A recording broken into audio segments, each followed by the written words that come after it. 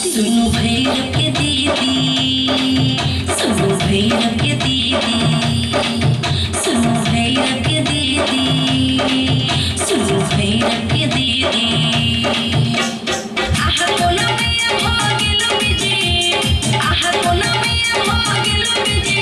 सुनो भैरव के दीदी, सुनो भैरव के दीदी।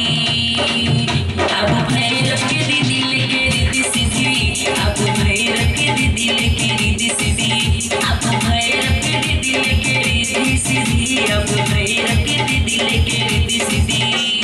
आहा कोला मैया भागेलो बिजी, आहा कोला मैया भागेलो बिजी।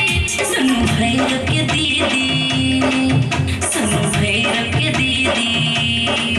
अब भैरव के दीदी लेके रिद्धि सिद्धि, अब भैरव के दीदी लेके रिद्धि सिद्धि, अब भैरव के दीदी लेके रिद्धि सिद्धि, अब भैरव के दीदी लेके रिद्धि सिद्धि।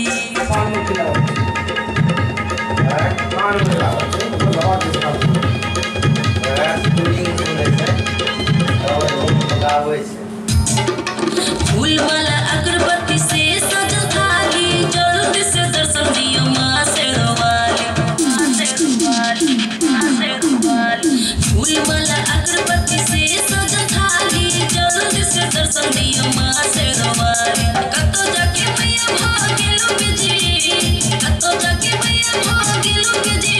सुनो भैरव के दीदी, सुनो भैरव के दीदी।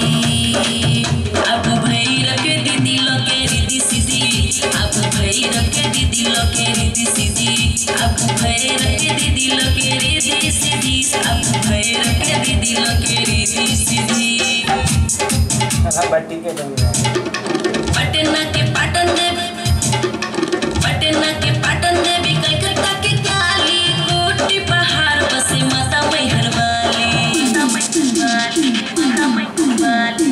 पटना के पाटन देवी, कलकत्ता के काली, कोटी पहाड़ बसे माता मैहर वाली। रहे खातिर खोजे छे पहाड़ ऊंची, रहे खातिर खोजे छे पहाड़ ऊंची। सुनो भैरव के दीदी, सुनो भैरव के दीदी।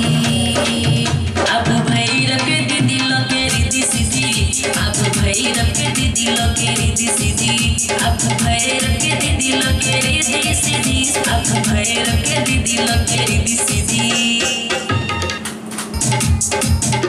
मखून अकेला मायल छै, मन खुशी गबै छै मंदिर में भजन।